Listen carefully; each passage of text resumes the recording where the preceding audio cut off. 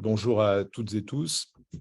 Je suis donc directeur exécutif du Rugby Club Toulonnais depuis un peu plus d'un an. Auparavant, je venais du monde des médias, où j'ai développé la marque RMC Sport à la radio et la télévision pendant 18 ans.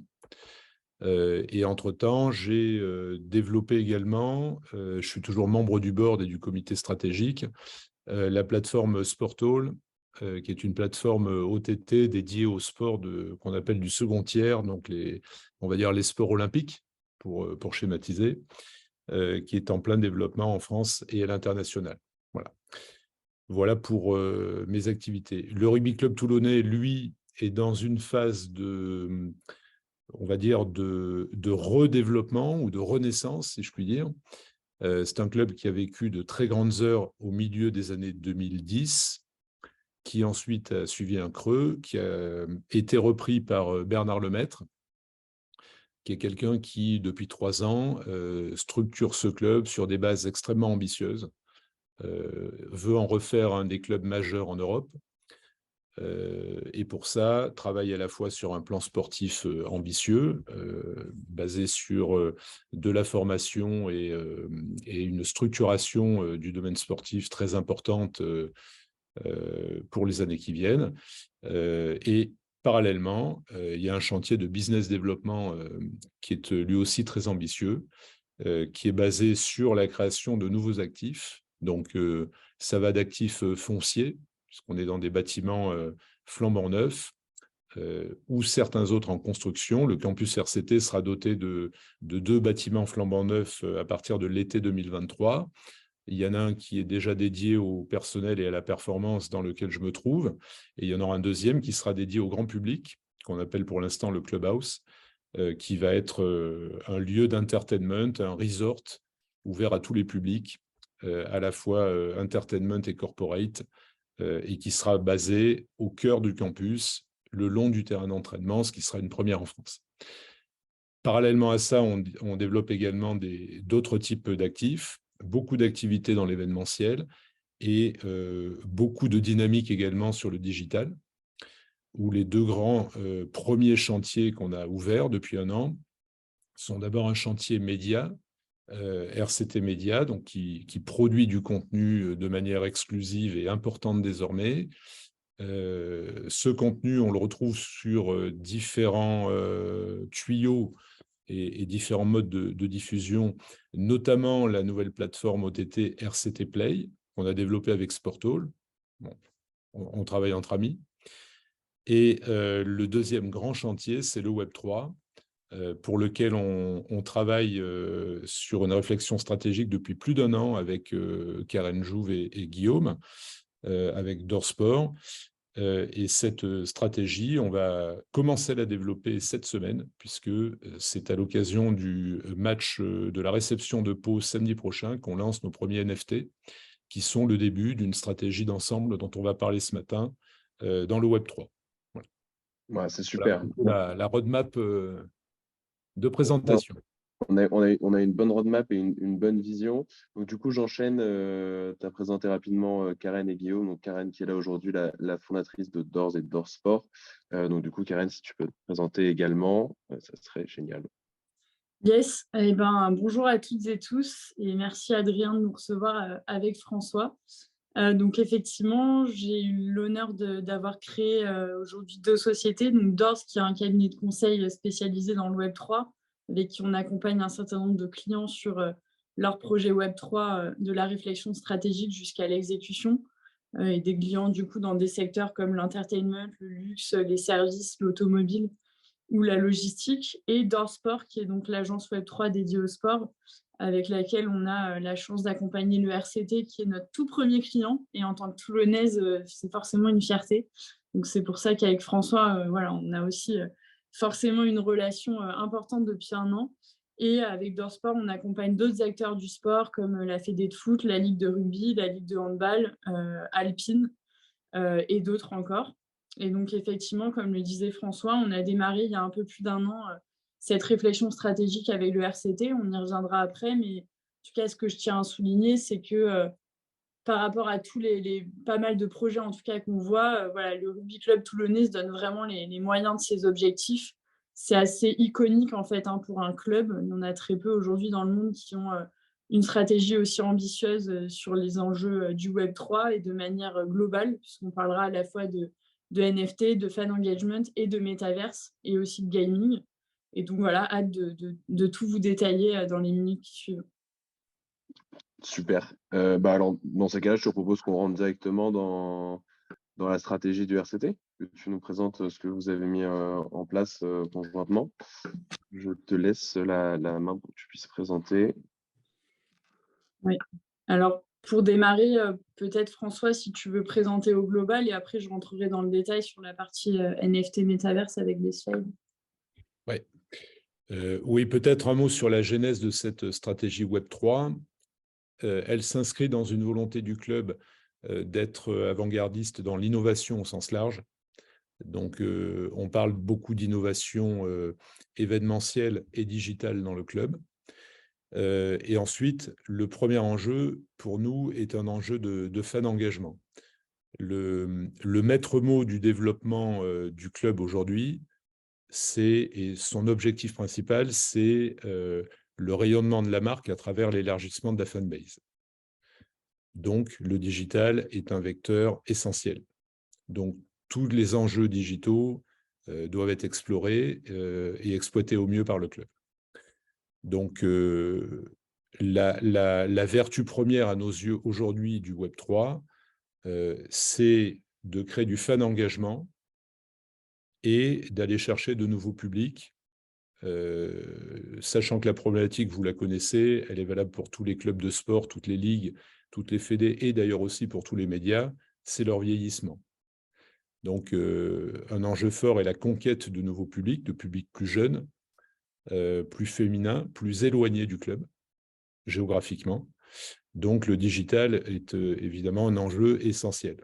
Donc, là-dedans, on travaille sur tous les assets qui nous permettent de développer la fanbase. Donc, évidemment, à travers le contenu que je décrivais tout à l'heure, notre influence, notre reach, social media, sur la génération de contenu et de nouveaux actifs, la possibilité d'aller chercher des nouveaux fans et de nouveaux supports publicitaires. Et donc, sur le Web3, la conquête de nouveaux fans et l'acculturation de notre public à ce monde du Web3, dans lequel on a la conviction que si on est des précurseurs, on fera partie des gagnants. Voilà. Donc, on sait que ce n'est pas quelque chose qui va forcément générer beaucoup de cash tout de suite. Et ça, on l'a compris à travers, je vous dis, plus d'un an de réflexion qu'on a avec Dorsport, puisqu'on a commencé cette réflexion fin 2022. Heureusement qu'on avait décidé de ne pas se presser, compte tenu des chamboulements qu'il y a eu dans le secteur au premier semestre 2023 notamment. Donc, du coup, on a pris notre temps pour mettre les choses en place et affiner une stratégie qui nous permet aujourd'hui de démarrer sans mettre forcément sur la table de très gros investissements, mais en nous en occupant particulièrement et en scalant une montée en puissance progressive, qui est basée sur d'abord l'acculturation de nos fans au monde des NFT, et ensuite, à travers l'ouverture notamment de Discord, la prise de parole auprès d'un public crypto jeune, en leur disant tiens, le RCT est là. Voilà. Et on est très content du lancement de Discord la semaine dernière, puisqu'en quelques heures, on avait déjà plus de 500 personnes sur notre compte qui chattaient autour du RCT. Voilà. Et alors, on n'a pas tout le monitoring de la provenance de ces fans, mais on imagine que beaucoup d'entre eux étaient sur Discord en étant RCT friendly, mais finalement pas très actifs avec nous. Et on leur donne là une possibilité de devenir actifs vis-à-vis du RCT en étant sur leur réseau social habituel et à l'intérieur de leur communauté crypto habituelle. Et ça, pour nous, c'est hyper intéressant. Voilà. Effectivement. Adrien, vous voyez bien mon écran du coup? Ouais, c'est parfait. On va bien ton écran. Okay.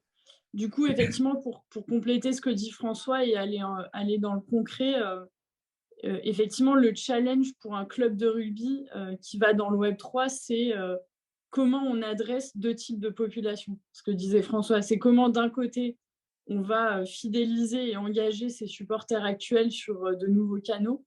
Et on sait que ce n'est pas le plus simple parce qu'évidemment, ils regardent aujourd'hui avant tout des résultats sportifs.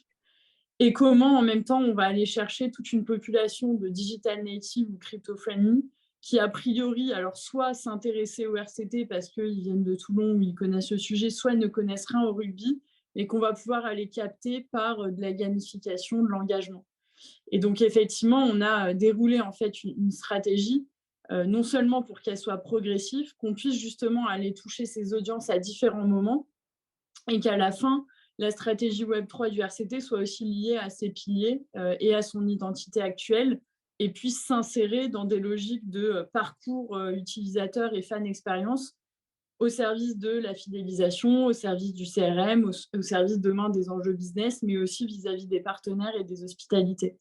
Et donc, pour vous détailler un petit peu plus en détail, et après, on rediscutera sur les questions que tu avais, Adrien, mais sur la stratégie NFT, comme le disait François, l'enjeu vraiment assumé, c'est un enjeu de fan engagement. Donc, on a beaucoup réfléchi, notamment sur le premier lancement, à comment en fait vraiment engager ses supporters et ne pas tomber dans le piège de faire une énième collection NFT spéculative qui sert juste en gros à générer des revenus.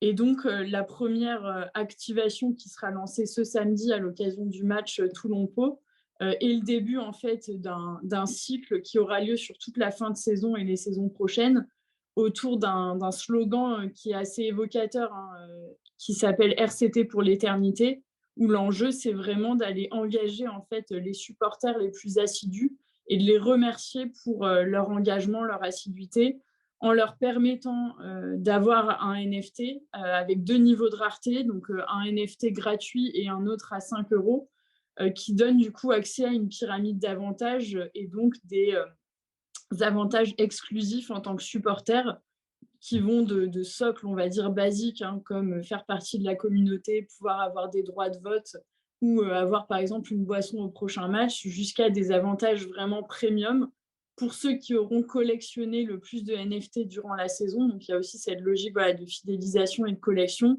qui pourront, par exemple, passer une journée avec un joueur au sein du campus, bénéficier de conseils personnalisés, avoir un maillot dédicacé ou autre. Donc l'idée, c'est vraiment d'aller faire vivre des expériences et d'engager les supporters. Et en fait, on considère ici vraiment le NFT comme un moyen, un outil et sûrement pas une finalité. Dans la continuité de cette opération, il y aura d'autres lancements. Il y aura des lancements autour du joueur du mois. Donc ça, c'est aussi l'occasion de valoriser aussi les sportifs. Et puis, il y aura des collections qui seront plutôt liées au symbole du club, notamment autour du Hall of Fame, qui est un autre projet porté par François et l'ensemble du RCT, donc autour des légendes, mais aussi autour des symboles du club. À savoir que le RCT, évidemment, bénéficie aussi des projecteurs qui sont mis aujourd'hui sur l'univers du rugby, avec la Ligue de rugby également qui a lancé des activations et la Coupe du Monde à venir. Donc l'idée, c'est vraiment de recentrer sur les supporters et d'aller chercher finalement toute la base de fans digitale qui n'est pas forcément au stade et qui a tout de même envie de s'engager. Donc ça, c'est vraiment sur la partie NFT, axée sur un enjeu clairement assumé de fan engagement et de fan expérience. Là-dessus, Karen, Oui. juste sur la partie d'avant, j'ai deux questions. La première, c'est donc il y aura un NFT qui va être créé par match sur toute la saison à venir là. En fait, par match, il y aura à chaque fois donc 2 tickets, des tickets red et des tickets black. Donc les tickets red sont gratuits. Donc en fait, tous les supporters présents au match à domicile auront des QR codes et en scannant le QR code, ils pourront obtenir ce NFT gratuitement. Okay. Pour ceux qui rajouteront 5 euros, ils auront des avantages en plus. Et effectivement, pour chaque match à domicile, on éditera ce type de ticket. Plus, chaque mois, il y aura des NFT sur les joueurs du mois. Et l'enjeu, c'est vraiment aussi un enjeu de quête et de collection pour qu'à la fin, en fait, on voit qui sont les supporters les plus assidus qui ont collectionné le plus de tickets collector. Ok. Et sur quelle blockchain vous avez décidé de faire ces NFT et pourquoi? Alors, du coup, la réflexion, effectivement, on n'en a pas parlé. On a eu pas mal de réflexions stratégiques aussi sur le choix technologique. Aujourd'hui, ces NFT, ils sont mintés sur Polygon, pour toutes les raisons qu'on connaît, à la fois le côté empreinte carbone, mais aussi la facilité d'accessibilité en fait, pour des utilisateurs via les wallets et la question de l'interopérabilité qui était centrale pour le RCT, étant donné qu'on va vous le montrer après, mais avec les projets qu'il y a dans le métaverse, c'était important pour nous qu'il y ait un fil directeur et une expérience sans couture en fait pour les holders et que donc demain, ces NFT-là, on puisse les retrouver aussi dans des univers immersifs. Pour, pour toute la partie technique liée au NFT, le RCT a conclu un partenariat avec Taylor, avec qui donc on travaille en tripartite aujourd'hui. Donc c'est Taylor qui s'occupe de toute la partie tech pour éditer les NFT sur leur plateforme. Ok, super clair, trop bien. Je sais pas, François, si tu veux rajouter sur les NFT ou si je passe à la partie Ouais, métaverse. ce qu'on trouvait intéressant avec Taylor, c'est qu'ils opèrent pour des acteurs comme nous qui investissons de manière prudente, évidemment, dans ce secteur-là, sont des acteurs intéressants parce que bon, ils sont en plein développement. C'est une petite pépite française qui, je pense, ira loin parce que ils ont déjà de très belles idées, ils délivrent bien. Vous pouvez déjà voir sur notre site toute la landing page qu'ils nous ont produite. Tout est bien ficelé et surtout, ils sont dans une mécanique et un modèle économique relativement confortable pour nous. Voilà. Ils travaillent en mode SaaS, ils travaillent en revenu sharing et avec beaucoup de souplesse. Et c'est important pour des acteurs comme nous. On n'est pas une multinationale capable de mettre des millions sur la table pour lancer nos NFT. Donc, il y a une façon de le faire aujourd'hui avec des acteurs comme Taylor qui rend les choses très accessibles et qui a été pour nous un gage important du choix de Taylor. Oui, tout à fait. L'autre aspect, cette fois côté B2C, côté public, c'est qu'il y avait un enjeu pour nous à dédramatiser le fait de rentrer sur une blockchain et dans le monde de la crypto. On voulait éviter les wallets, on voulait éviter les crypto-monnaies, on voulait éviter toutes les barrières à l'entrée. Et on a réussi avec Doors et Taylor à mettre en place une mécanique qui, via notre site, à travers 2 clics, permet de rentrer sur une landing page où on peut acquérir des crypto-actifs gratuitement ou pour quelques euros en mettant simplement son adresse mail et en étant livré immédiatement. Son adresse mail et sa carte bleue, évidemment, s'il s'agit d'un actif payant. Donc, on est en euros, c'est ultra simple, ça fonctionne comme notre e-boutique. En termes d'ergonomie, il n'y a pas de différence pour les fans avec le web classique. Et je crois que c'est un enjeu important pour acculturer le public qui n'est déjà pas toujours complètement acculturé au web, de pouvoir proposer une expérience crypto et faire de la blockchain en restant facialement en mode web habituel. Voilà. Et vous verrez sur le parcours client qu'on a fait en sorte que pour nos fans, ce soit comme d'habitude. On rentre sur notre site et on va acquérir ces NFT très facilement en mettant son adresse web et son adresse mail et c'est réglé. Voilà.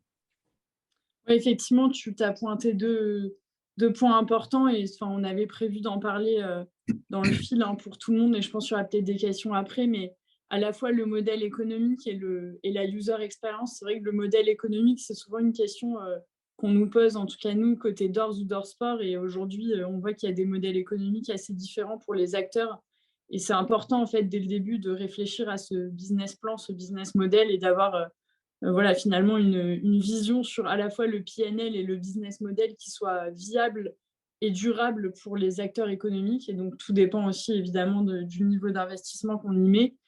Et c'est là aussi, je pense, toute la richesse qu'on a dans l'écosystème français avec beaucoup de pépites, effectivement, qui proposent des modèles intéressants. Et la notion de user experience, et je pense que tous autour de la table, vous en êtes conscients, on n'est pas tous comme nous, on va dire Web3 friendly, et évidemment dans un enjeu d'acculturer massivement des supporters qui, à la base, ne sont pas du tout digital native, c'était important qu'on trouve voilà, une manière d'avoir un parcours fluide, sans couture, qui soit assez simple. Et c'est vrai que tout simplement l'usage du QR code, par exemple, c'est assez basique. Aujourd'hui, on l'a vu dans beaucoup de cas d'usage et ça marche très bien. Et ça permet aussi, en tant qu'acteur comme le RCT ou d'autres, d'être aussi finalement l'acteur qui permet aux gens de découvrir cet univers du Web3. Et donc, il y a un enjeu d'acculturation du public qui est assez important. L'autre point étant pour nous la communication autour de ce lancement. Donc, ça a consisté d'abord en une ouverture au préalable de notre compte Discord il y a une dizaine de jours maintenant. Donc, on a trouvé dans l'environnement du club un spécialiste de Discord qui travaille avec nous sur on va dire le lien avec la communauté Discord. On est très content du lancement. En quelques jours, plusieurs centaines de fans. Et vu le lancement, on pense qu'ils seront des milliers très rapidement. Donc, ils sont sur Discord peut-être pour acquérir des NFT à terme, mais déjà pour chatter autour du RCT, ce qui nous va bien. Deuxième élément de com, c'est la presse B2B et la presse sportive et grand public. Donc, on a tout un ensemble d'actions cette semaine, notamment avec la presse locale pour leur expliquer notre démarche et trouver les relais locaux et régionaux. Et puis, on va se servir des médias du club et du stade pour amplifier l'opération. Donc, par exemple, samedi, nous avons une émission qui est produite au bord du terrain, qui est diffusée sur nos différents réseaux, notamment sur RCT Play en direct, bientôt sur Twitch, mais ce n'est pas encore ouvert. Donc, dans le cadre de cette émission qui est animée par Christian Califano en bord de terrain, qui est produite donc pour le public qui est au stade, dans les hospices, mais aussi pour les gens qui sont loin du stade sur leur plateforme RCT Play. Donc, on montrera nos NFT, on fera du tuto, on expliquera, on montrera le QR code, on va expliquer au public qu'il peut essayer de se connecter via le QR code sur les écrans géants. On déploiera le QR code sur les différents espaces hospitality. Et donc, on va utiliser tous les assets du club pour promouvoir cette opération et ce QR code, et essayer d'accompagner au mieux nos fans dans cet univers Web3.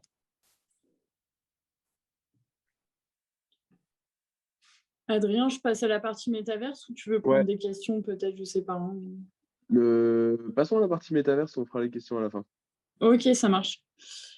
Du coup, j'introduis François et je te laisserai compléter. Pareil, sur la stratégie métaverse, c'est assez original parce que quand on a commencé à parler aussi avec pas mal d'acteurs, évidemment, souvent la première question, c'était « mais qu'est-ce qu'un club de rugby va faire dans le métaverse ?» Parce qu'évidemment, on a plutôt l'image d'un club où on passe des moments au stade, on passe pour certains des moments à la troisième mi-temps. En tout cas, on n'imagine pas tout à fait qu'est-ce qu'un club de sport en général et un club de rugby peut faire dans le métaverse. Et pourtant, on a la conviction, et c'était une conviction assez forte portée par François et les équipes, qu'il y a un vrai enjeu aujourd'hui pour un club de rugby comme le RCT à aller aussi dans ces univers immersifs pour imaginer, là encore, de nouveaux terrains d'expression, une nouvelle manière de finalement rassembler les fans, à la fois les supporters qui sont à Toulon, mais aussi toute la fanbase digitale et les joueurs, et puis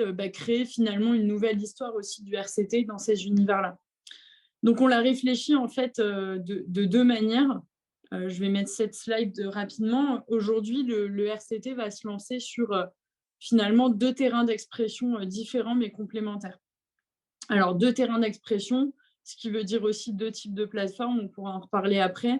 Mais globalement, le choix qui a été fait à l'issue de toute la phase de réflexion stratégique, c'est de se lancer sur deux types de plateformes. Une plateforme plutôt tournée autour d'un clubhouse virtuel, et j'y reviendrai sur le détail, qui sera sur une plateforme assez réaliste, basée sur des logiciels type Unreal Engine ou Unity, donc avec des métaverses assez réalistes.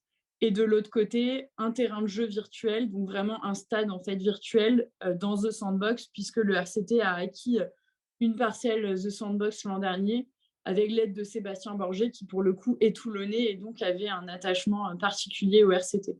Pourquoi 2 terrains d'expression? Parce que tout simplement, on va répondre à des enjeux qui sont différents, mais qui vont venir être complémentaires.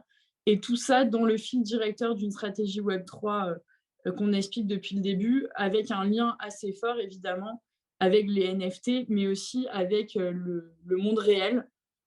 Et donc, pour rentrer un petit peu dans le détail, ce que le RCT va déployer, c'est donc d'un côté un clubhouse virtuel. Donc là, l'idée, c'est vraiment en fait de constituer une vitrine du club et un nouveau lieu de partage dans des univers immersifs avec quelque chose d'assez réaliste, avec voilà, des avatars qui puissent nous ressembler, qui puissent à la fois être un lieu en fait de partage des fans, qui puisse aussi être un lieu de merchandising et de e-commerce demain, avec une boutique officielle en ligne dans laquelle on pourrait acheter à la fois des produits réels, mais aussi des NFT qui représenteraient des maillots, des ballons ou autres, et qui soit aussi un lieu un peu de fan zone pour voilà, partager ensemble les victoires et les moments phares lors des matchs, qui soit aussi un lieu d'échange pour les fans, avec notamment les joueurs. Donc, on peut imaginer aussi organiser comme des amas ou des rencontres entre les supporters les plus assidus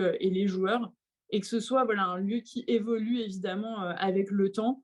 Au début, on proposera des expériences assez simples, mais l'idée, c'est que demain, on développe aussi potentiellement, par exemple, le Hall of Fame aussi dans le digital, et un certain nombre d'assets RCT Play, par exemple, qu'on pourrait aussi retransmettre dans ces univers immersifs. Donc, d'un côté, vraiment, le clubhouse virtuel, nouvelle vitrine du club, et où on a l'ambition en fait de l'ouvrir au même moment que l'ouverture du clubhouse physique dont parlait François, qui verra le jour en juillet 2023.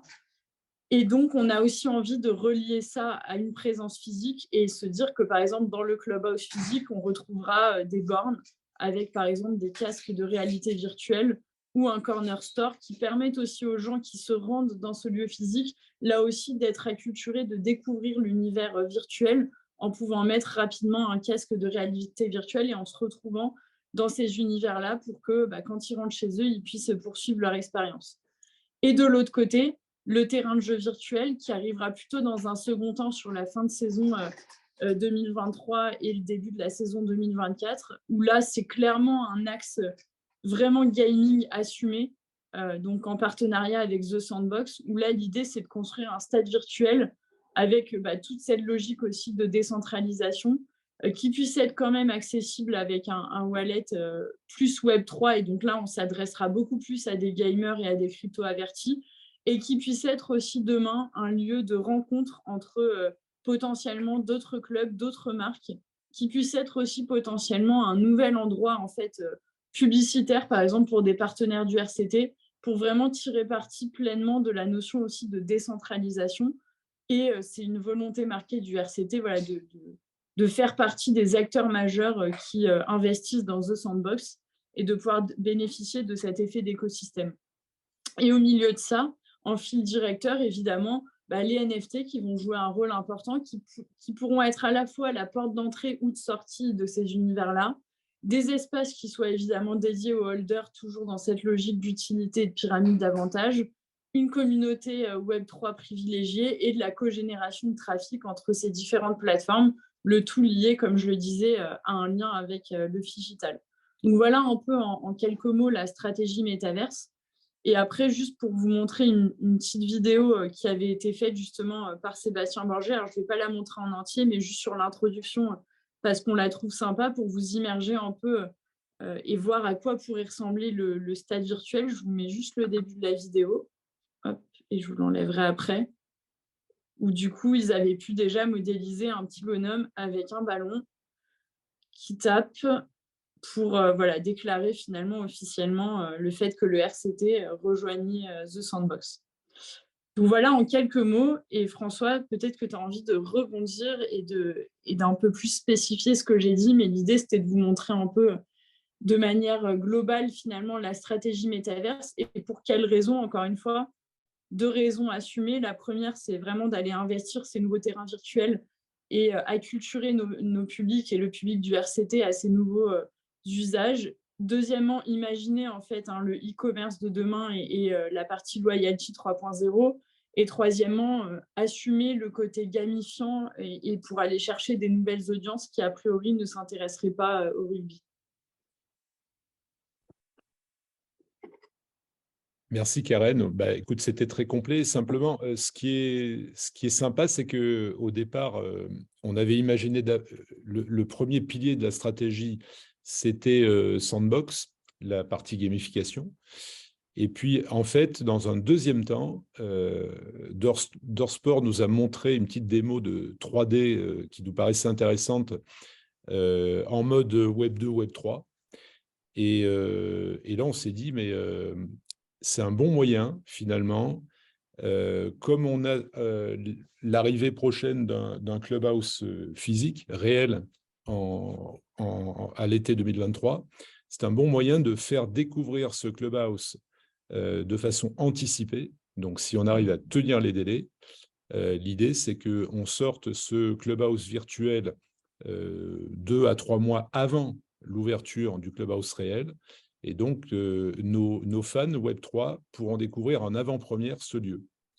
Et finalement, moi, je suis moins expert que vous tous là-dedans, mais moi, la vision que j'ai du Web3, et notamment depuis que j'ai compris ces passerelles Web 2, Web 3 à travers la 3D, etc., c'est que finalement, tout ça, c'est du web. Et que pour nos internautes, il faut qu'on passe du web habituel au web du futur de la manière la plus fluide possible. Et finalement, ce clubhouse virtuel, c'est un bon moyen de le faire. Alors, en plus de ça, on va pouvoir le rendre attractif avec la découverte en avant-première d'un lieu physique qui sera ouvert quelques mois plus tard. Mais finalement, ce clubhouse virtuel, il a certainement vocation à remplacer à terme notre site Internet. Parce qu'on va retrouver dans ce clubhouse virtuel 3D petit à petit la totalité de nos assets. Bien sûr, la boutique en ligne, avec une façon de découvrir les produits et de les consommer beaucoup plus attractive. Bien sûr, nos contenus, avec la possibilité d'aller chercher des magazines, d'aller chercher des archives, d'aller chercher des choses qui nourrissent les fans au quotidien sur notre plateforme OTT, mais qu'on trouvera de la même façon dans notre univers métaverse, d'aller chercher notre musée virtuel et notre Hall of Fame, où on pourra naviguer dans la galerie des légendes du club qui sont entrées au Hall of Fame, avec là aussi des contenus, des bios, et tout ce qui concerne l'histoire du club. Donc voilà, il y aura plein de services, il y aura aussi de la gamification, parce que je ne savais pas qu'on pouvait faire le lundi de Pâques tous les jours sur notre clubhouse virtuel, mais on va aller chercher des œufs tous les jours, ou des surprises, donc ça va être sympa. Donc, en fait, ce qui est intéressant avec le métaverse, c'est qu'on voit tout de suite, on matérialise tout de suite le web du futur, et ce qui va nous permettre de basculer du web classique vers quelque chose de plus attractif. Je ne vous cache pas que pour moi, c'était hyper intéressant dans la mesure où l'autre réflexion qu'on avait en le Web3, c'est qu'est-ce qu'on fait de notre site web? On a tous des sites web vieillissants qui sont difficiles à entretenir, à mettre à jour.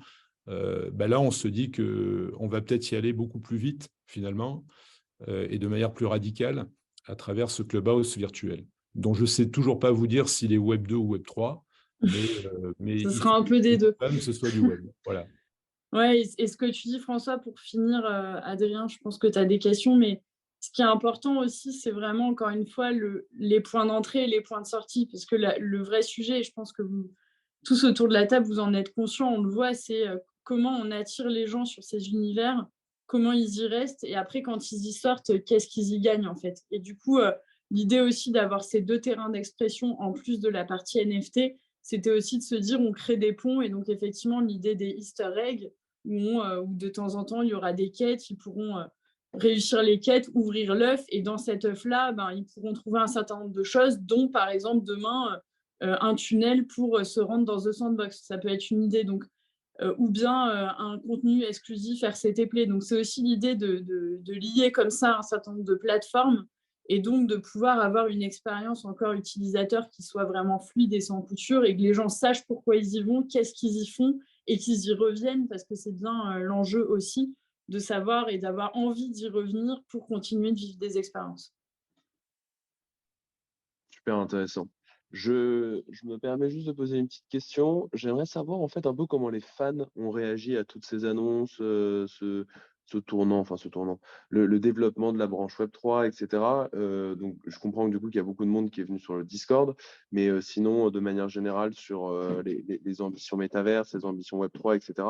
Comment est-ce que les fans ont réagi à ces annonces? Alors, il y a différentes catégories de fans.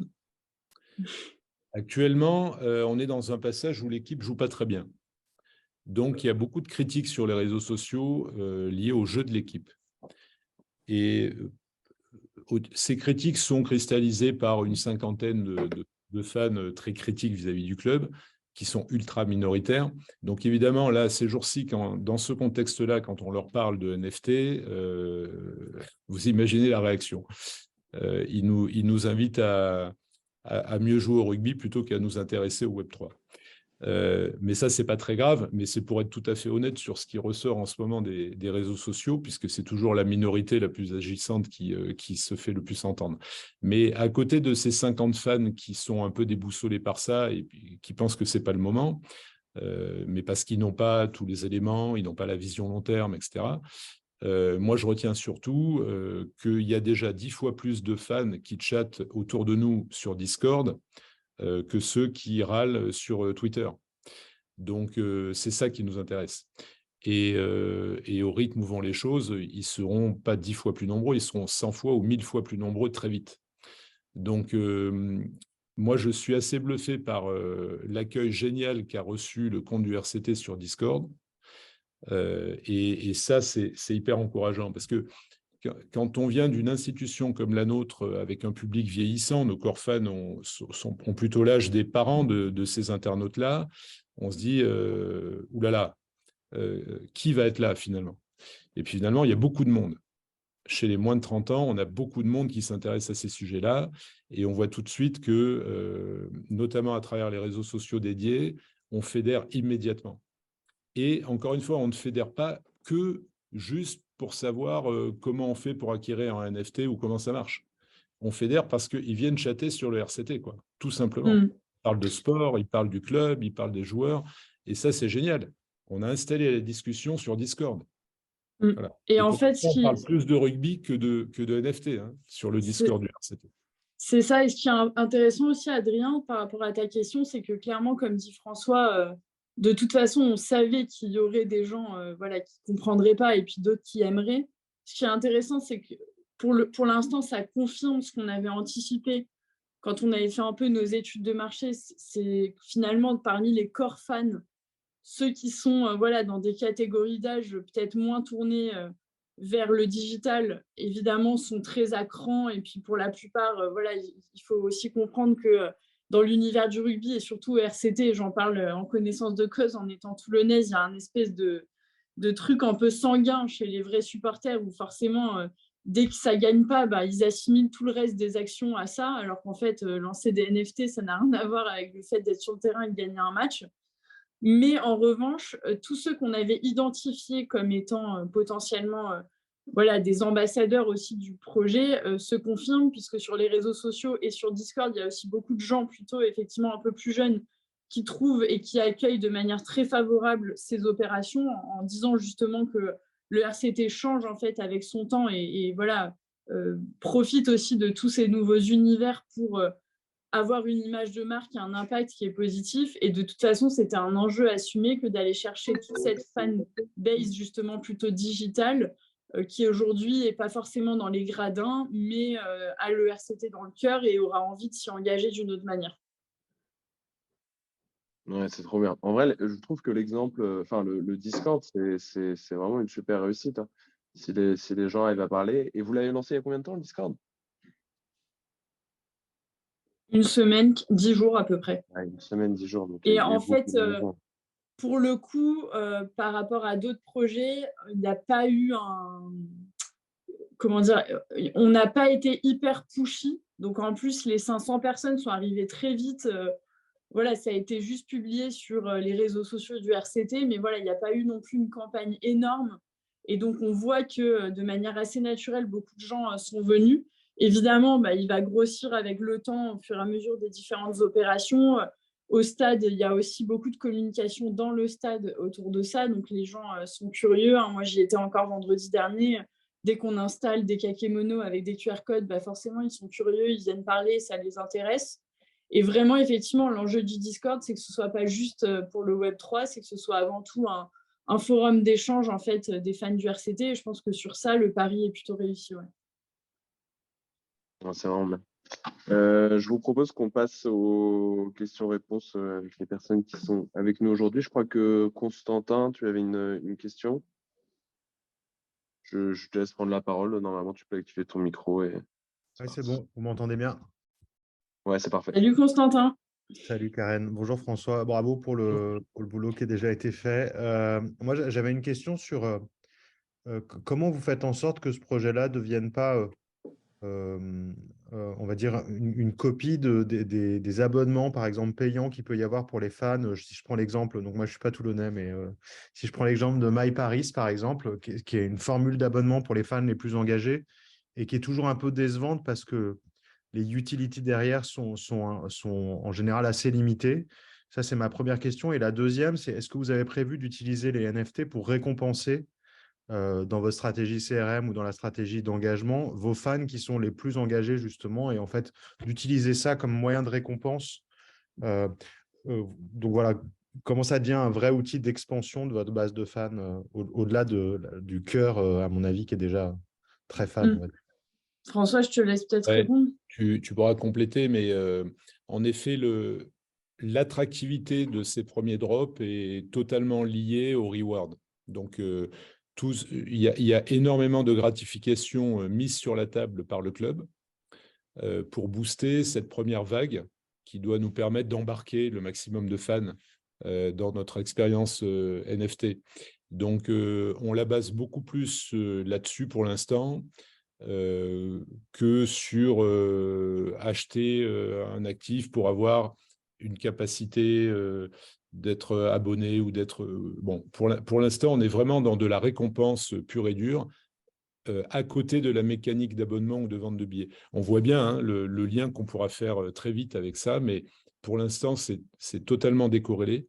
D'abord parce que sur l'achat classique d'abonnement, on est vraiment sur une population qui est à la fois très ancrée, mais très locale et un peu vieillissante, ou très axée, ou très liée pardon, à nos partenaires. Donc, on n'a pas tellement de soucis pour faire des abonnés. On veut même plus au stade, hein, je veux dire, on a plutôt tendance à les limiter, ces abonnés, parce qu'ils bénéficient déjà de beaucoup d'avantages. Et si on en fait trop, on donnera tellement d'avantages qu'on va gréver notre capacité de génération de business stade. Donc, on n'a pas tellement de sujets là-dessus. L'idée, c'est vraiment d'élargir la fanbase avec de nouveaux publics. Donc, pour l'instant, des publics proches de nous, puisqu'on est dans des tickets collectors. Donc, l'expérience est liée au fait qu'on était au stade et qu'on garde un souvenir de cette présence au stade. Même si, en réalité, on peut tout à fait acheter ce ticket, même si on n'était pas au stade. Mais dans un deuxième temps, on va créer des NFT qui vont nous permettre d'engager la communauté la plus éloignée physiquement du club. Parce que c'est celle-là qui a le plus de potentiel. Nous, on n'est pas encore un grand club à l'échelle du PSG ou du Real Madrid, mais ces grands clubs-là ont 1000 fois plus de fans qui ne viennent jamais au stade que ceux qui viennent au stade. Donc, et 1000 fois plus de fans dans le monde que ceux qui sont près du stade. Donc, c'est notre objectif. Et c'est en ça que c'est un vrai outil de rayonnement de la marque au plan national et international. Donc, ça va être à nous de créer des NFT compatibles avec des gens qui sont loin du stade. Donc, c'est pour ça qu'on va lancer très vite le joueur du mois, par exemple. Ça va permettre à ces fans éloignés de nous d'avoir une action, d'être proactif, d'être engagé dans le club et de les embarquer avec nous, même s'ils ne viennent jamais au stade. Donc voilà, pour l'instant, l'objectif, il est vraiment là. Il n'y en a pas d'autre. On verra comment on monétise et comment on engage les fans sur des produits plus impactants plus tard, mais notre objectif, c'est vraiment l'audience pour l'instant. Et pour compléter, Constantin, parce que ta question, elle est carrément légitime. en fait, dès le début des réflexions, on s'était posé la question avec François et les équipes de se dire, OK, à un moment, on s'est même dit, est-ce que carrément, on modifierait pas complètement le parcours fan, en fait, RCT, même le parcours classique, pour y intégrer directement des notions de NFT, voire à l'époque, on avait même émis l'idée de fan token. Et en fait, on trouvait que, un, c'était un peu prématuré, deux, ça serait pas forcément bien accueilli, effectivement, par toute cette tranche de la population qui a pas trop envie de se mettre sur ces univers digitaux, et qu'on voulait d'abord voilà, tester et le faire progressivement avant de l'intégrer. Maintenant, évidemment, l'enjeu de long terme, comme l'a dit François, il y a clairement un enjeu de CRM et il y a clairement un enjeu de fan expérience. Et du coup, clairement, à terme, il y aura un travail plus global qui sera fait sur la notion d'abonnement, voire même avec les partenaires. Je parlais tout à l'heure aussi de l'intérêt que les partenaires peuvent avoir aussi avec le métaverse. On se pose la question avec François de se dire, est-ce que demain, en plus de leur vendre des packs de visibilité physique, est-ce qu'on ne peut pas aussi leur en vendre en virtuel? Et donc, clairement, il y aura un chantier important à mener pour recoller ces deux bouts-là. Mais voilà, volontairement, on voulait d'abord le faire étape par étape et grossir la fanbase avec ces univers digitaux. Très clair, merci beaucoup à tous les deux. Merci beaucoup. Est-ce qu'il y a d'autres questions parmi les personnes qui sont présentes pour François ou Karen? Vous pouvez faire via le chat ou prendre directement la parole.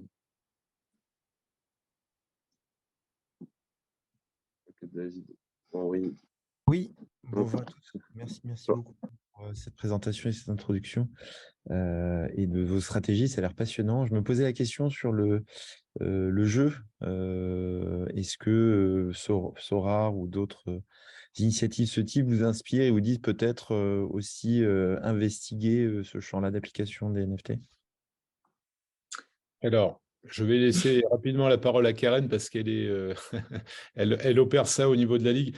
Pour ce qui est des cartes, on a fait le constat avec la Ligue que c'est un sujet qui doit plutôt être porté par une Ligue, au sens où la mécanique type Sora, même si pour la Ligue de rugby, ça ne sera pas Sora, ça sera un autre acteur, mais la mécanique fonctionne mieux si on retrouve dans l'écosystème la totalité des joueurs d'une ligue, par exemple.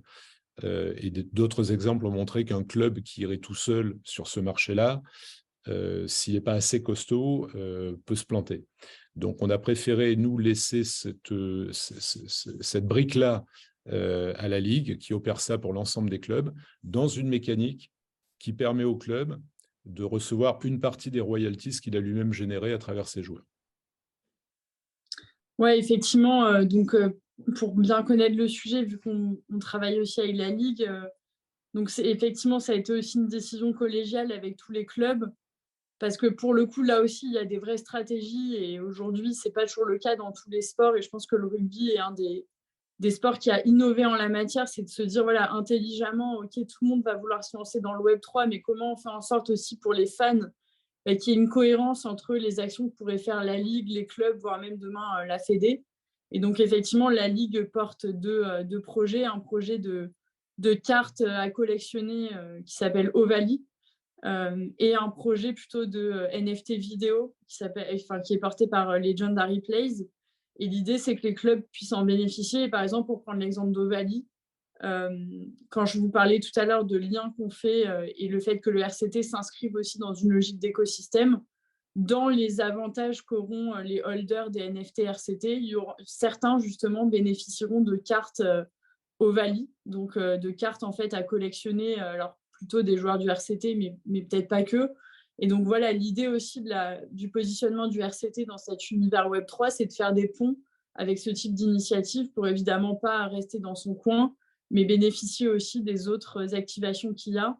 Et pourquoi pas même demain le faire avec d'autres clubs, voire des clubs internationaux, pour être aussi un acteur qui fédère en fait dans cet univers. Est-ce qu'il y a d'autres clubs Est-ce qu'il y a d'autres clubs qui ont lancé des initiatives NFT en France, Metaverse? Dans le rugby? Ouais, dans le rugby. Ouais.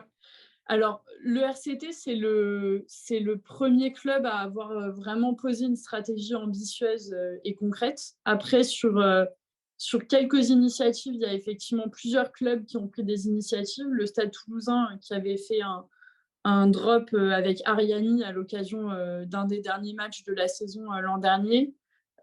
Certains clubs comme le Stade Français et d'autres qui avaient aussi signé avec Socios pour les fan tokens ou Fan Live pour les cartes à collectionner. Mais voilà, les projets ne sont pas forcément tous aboutis aujourd'hui. En tout cas, nous, ce qu'on voit, et c'est aussi ce qui a guidé nos réflexions à la fois avec le RCT et la Ligue de rugby, c'est qu'il y a quand même un engouement assez important dans l'univers du rugby aujourd'hui, puisque World Rugby a lancé une consultation il y a 1 an, la Fédé de rugby s'intéresse au sujet, la Ligue a lancé les 2 projets, certains clubs dont le RCT portent des projets ambitieux. On sait que pour la Coupe du monde de rugby, il y a aussi des réflexions. Donc voilà, on sent que globalement, dans l'univers rugby, il y a des choses à faire assez intéressantes. Maintenant, à l'échelle des clubs, et je pense que ça ne fera pas rougir François, mais c'est quand même le RCT qui porte aujourd'hui une des stratégies les plus ambitieuses, clairement, et qui est d'ailleurs assez regardé par d'autres clubs qui nous sollicitent certaines fois pour discuter justement de sujets. Ok, super intéressant. Est-ce qu'il y a une dernière question ou pas avant qu'on termine cette rencontre? Vous pouvez prendre le micro directement si vous avez une question. Moi, j'en avais une, mais j'en ai déjà posé une, donc je vais peut-être laisser d'autres la poser. Je vais prendre un peu. Bon, je crois qu'il n'y a pas d'autres questions. Mais vous en avez encore une Ouais, t'en as encore une, ouais, David? Ouais. ouais. Bah, vas-y alors. C'était quid de, mais alors vous avez peut-être déjà abordé le sujet, mais quid de la consultation des fans dans la composition, dans la compo de match, dans les prochains achats de joueurs, finalement dans toutes les décisions du club, dans une optique décentralisée. Vous avez mentionné le Discord. Est-ce que vous avez visionné de l'étendre à d'autres décisions et pas uniquement dans une approche de reward ou de fidélisation de la fanbase? Oui, on pourrait être amené à les solliciter sur certaines décisions. Alors pour l'instant, pas vraiment sur le plan sportif, parce que c'est un sujet vraiment entre les mains du sportif et avec lequel on ne peut pas beaucoup jouer, justement.